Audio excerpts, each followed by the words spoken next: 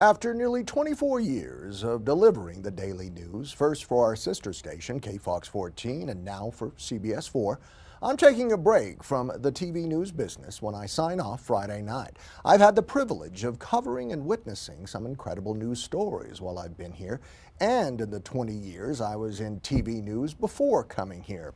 So, in my final Tough Questions report, I want to provide my personal answer to this. What story has shadowed my entire 44-year TV news career?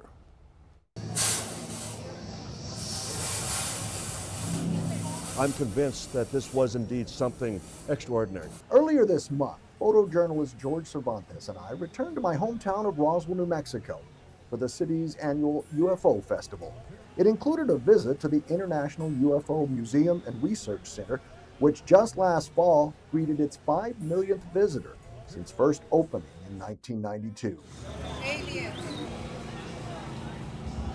During my visit, I was amazed at how big this yearly festival has become, since it celebrates something that may or may not have occurred more than 75 years ago. It was known as the Roswell Incident. On July 8, 1947, Lieutenant Walter Hott, the public information officer for the 509th Atomic Bomb Group at what was then known as the Roswell Army Airfield, wrote a press release that stated the 509th's intelligence office had found a flying disc and that the flying object had landed on a ranch near Roswell sometime the previous week. For a day, the news shook the world. It was a time when a lot of people had reported seeing so-called flying saucers, and this appeared to confirm there were unidentified flying objects of unknown but likely alien origin. But the next day, it all appeared to be a galactic mistake, with the U.S. Army saying the wreckage that had been found was nothing more than a weather balloon. The story was then largely forgotten for more than 30 years. I grew up in Roswell in the 1970s and had never heard about the Roswell incident until I got my first job at the age of 17 at the local TV station KBIM.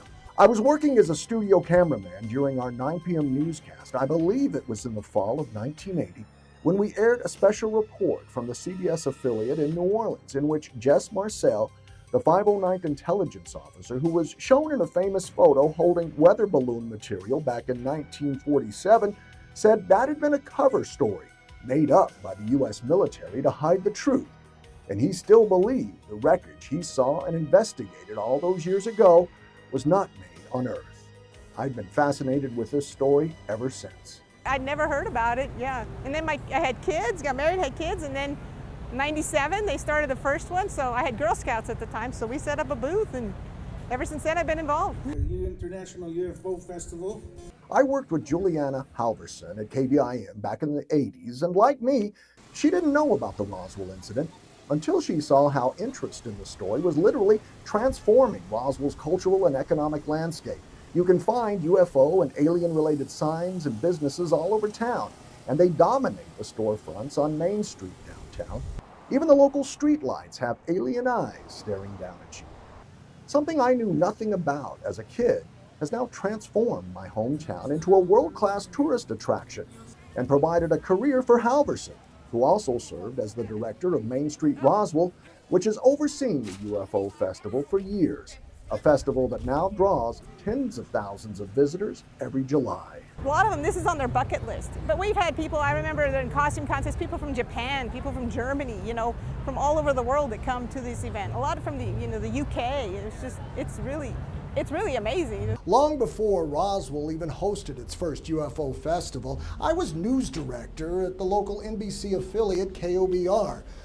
It's now a vacant building, but back then I remember the excitement here when Robert Stack and a crew from Unsolved Mysteries came to town.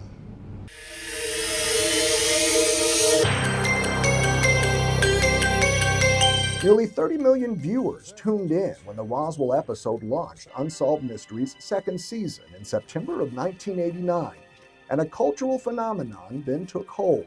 with Roswell being the subject or part of the plot line of multiple movies, books, and TV shows since then. It's grown a lot though, but every year we try to make it bigger and better. So you have the true believers, and then you have people that are just family members that want to have unique fun.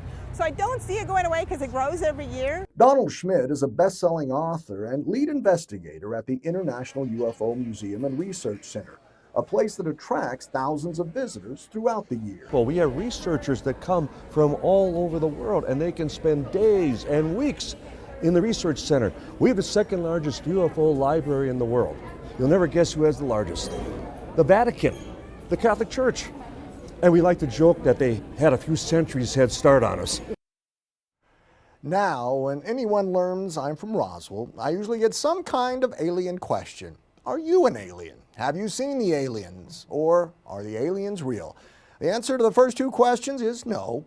And as to are they real, I don't know. But during my final newscast on Friday night, I'll explore why the Roswell incident still resonates all these years later.